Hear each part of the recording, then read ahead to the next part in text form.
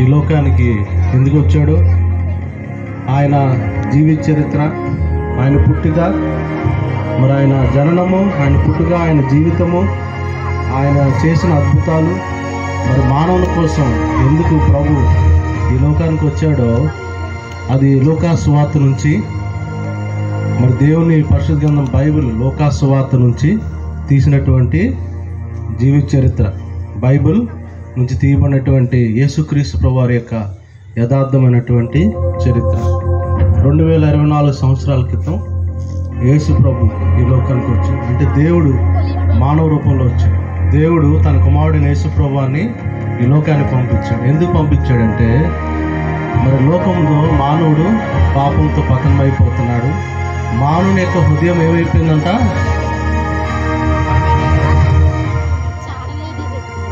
మానవుని యొక్క హృదయం ఏమైపోయిందంట, చీకటితో పతనం అయిపోయిందంట, చీకటి అయిపోయిందంట బ్రతుకు.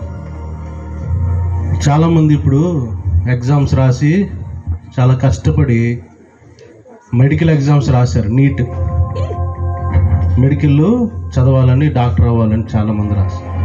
అయితే ఏమైందంట, ఆ పేపర్ అంతా లీక్ అయింది. కొంతమంది అంటే చీకటి రాజ్యాలు అన్నమాట, చీకటి శక్తులు పనిచేస్తాం. కాబట్టి మానవుడు ఏమైపోయాడంటే ఈజీ మనీకి అలవాటు అయిపోయాడు. సులువుగా డబ్బులు సంపాదించాలని మోసం చేసి అక్రమంగా మరి అనేక విధాలుగా మానవుడు ఏమైపోయాడు, దేవుని ఆజ్ఞను అతిక్రమించి దేవుడు చెప్పింది చేయకుండా మానవుడు జీవిస్తున్నాడు.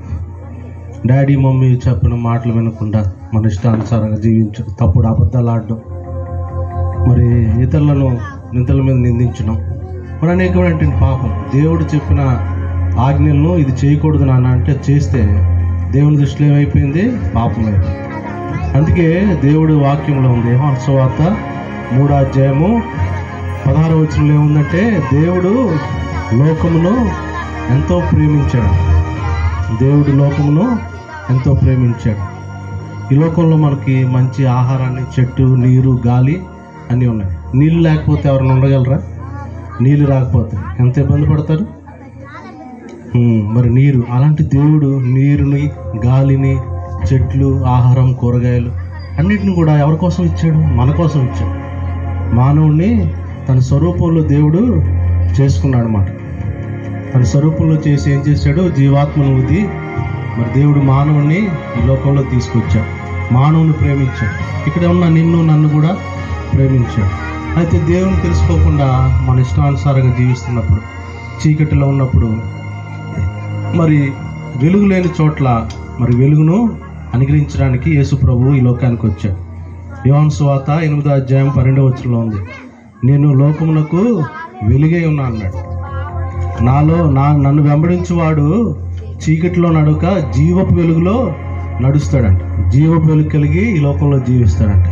అంటే యేసు ప్రభు ద్వారా ఏమొచ్చింది, మానవునికి జీవం వచ్చింది. ఎందుకంటే పాపం వల్ల వచ్చే జీవితము మరణం అంట. పాపం వల్ల వచ్చే జీవితం మరణం. అయితే దేవుని కృపావరం ఏంటి, యేసుక్రీస్తు నందు నిత్య జీవం మాట. మరి నిత్యము ప్రభు సన్నిధిలో మనం జీవించాలి. మరి ప్రభు ఆయన కుమారుడిని యేసు ప్రభువాన్ని ఈ లోకానికి పంపించాడు. నేను ఆ పాపాల కొరకు ఆయన మరి ఆ భయంకరమైన శిలువ శిక్షను భరించాడు. యేసు ప్రభులో ఏ తప్పు లేదు, ఏ పాపం లేదు, ఏమీ లేదు. ఆయన పరిశుద్ధుడిగా జీవించాడు. ఆయన నీ కొరకు నా కొరకు ప్రాణం పెట్టాడు.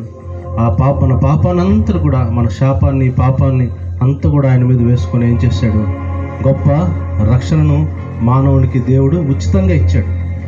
ఉచితంగా ఇచ్చాడు ప్రభు దగ్గరికి. యేసు ప్రభు దగ్గరికి రావాలంటే మనం ఏదో చేయాల్సిన అవసరం లేదు. ఏం చేయాలి, మనం యేసు ప్రభుని మోకరించి, యేసు ప్రభు దేవుడని, ఆయన ప్రభు అని, ఆయన రక్షకుడని నీ హృదయంలో ఆహ్వానించినట్లయితే ఆయన నీ హృదయంలోకి వస్తాడు, నీ జీవితాన్ని మారుస్తాడు. నా జీవితాన్ని కూడా మార్చాడు. నేను కూడా ఇష్టానుసారంగా తిరిగేవాడిని, అన్ని విధాలుగా లోకంలో తిరిగేవాడిని. ఎక్కడికి వెళ్ళినా శాంతి లేదు, సమాధానం లేదు. సినిమాకి వెళ్తే ఆ సినిమాకి ఏంటి, ఆగరా నువ్వు పడబెట్టు. సినిమాకి వెళ్తే ఒక 2 గంటలు 3 గంటలు సంతోషం ఉంటుంది, తర్వాత మామూలే. తర్వాత అక్కడ పార్క్ వెళ్ళామనుకో, అక్కడ 1 గంట ఆడుతాం, మళ్ళీ మామూలే. మళ్ళీ యథాతథ ప్రజారాజ్యం అని ఉంటుంది.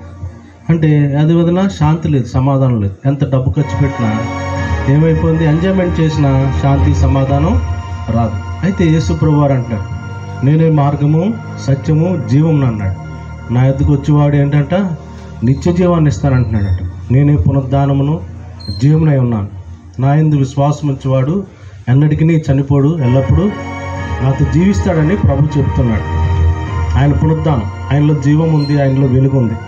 యేసుక్రీస్తు వారు చెప్తున్నారు. మరి మొదటి యోహానులో ఏమనుంటుందంటే, మొదటి అధ్యాయంలో దేవుడు లోకమునకు వెలుగే ఉన్నాడు. మరి ఆ వెలుగుని ప్రసాదించడానికి యేసు ప్రభు ఈలోకి వచ్చాడు. కాబట్టి ఈ సమయంలో మీరందరూ కూడా ఆయన జీవితార్థం చూడండి. మరి దేవుడు మిమ్మల్ని ప్రేమించి ఇక్కడికి మమ్మలను తీసుకుని వచ్చాడు. చిన్న ప్రార్థన చేసుకొని మనం ప్రారంభించుకుందాం. ప్రేమ గల తండ్రి, జీవం గల దేవా, మీకు స్తోత్రాలు, వందనాలు చెల్లిస్తున్నాం.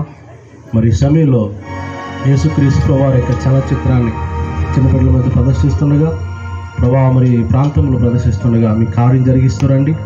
నీ జీవిత చరిత్రను, నీ మహిమను, నీ గొప్పతనాన్ని, నువ్వెందుకు ఈ లోకానికి వచ్చావు ప్రతి బిడ్డ తెలుసుకొని తన జీవితంలో ఆహ్వానించుకొని, ప్రతి బిడ్డ వారి హృదయంలో ఆహ్వానించుకొని మంచి మేలులు, ఆశీర్వాదాలు, నిత్య జీవం, శాంతి, సమాధానాన్ని వారు పొందుకోవడానికి సాయం చేయమని ప్రార్థిస్తాం. మరి సహోదరి కుమారి గారి గృహాన్ని బట్టి వందనాలు. కుటుంబాన్ని దీవించండి, బిడ్డలను దీవించండి, ఆస్వాదించండి. వారు ప్రతి అవసరం తెచ్చండి. ఈ కార్యక్రమం ఆది నుంచి అంతం వరకు పరలోక తండ్రి, పరిశుద్ధాత్మ తండ్రి, మీ సన్నిధి, మీకు అన్యోన్య సహవాసం మాకు దయచేయండి. సమస్త మహిమ, గంతా ప్రభావాలు మీకు అర్పించుకుంటూ ఈ ప్రాంతానంతా కూడా మీరు దీవించి ఆస్వాదించమని, ప్రతి కుటుంబాన్ని, ప్రతి వ్యక్తిని, ప్రతి బిడ్డను కూడా మీరు దీవించి ఆస్వాదించి రక్షించి ఈ బిడ్డలుగా చేసుకున్నామని ప్రార్థిస్తూ యేసుక్రీస్తు నామంలో ప్రార్థించి వేడుకున్నాం తండ్రి. ఆమేన్.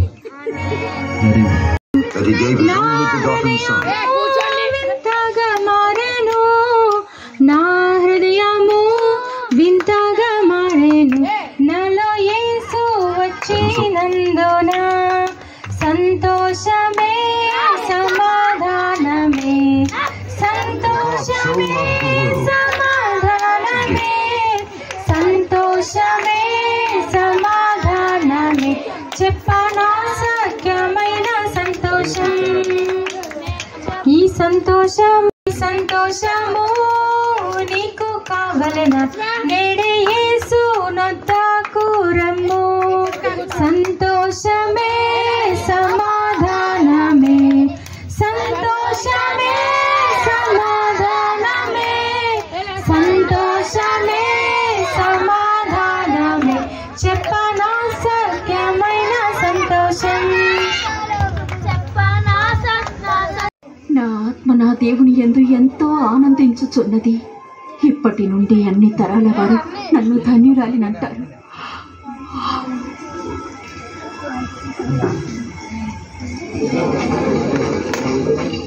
నజరేతు పుర నివాసులారా, అందరూ అత్యంత శ్రద్ధగా వినండి.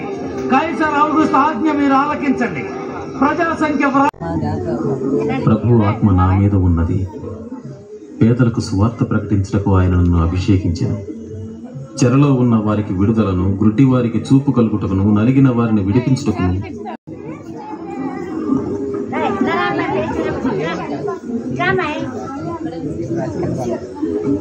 ఇప్పుడు చదువుతుండగానే ఈ లేఖనం ఈ దినం మీ మధ్య నెరవేరింది.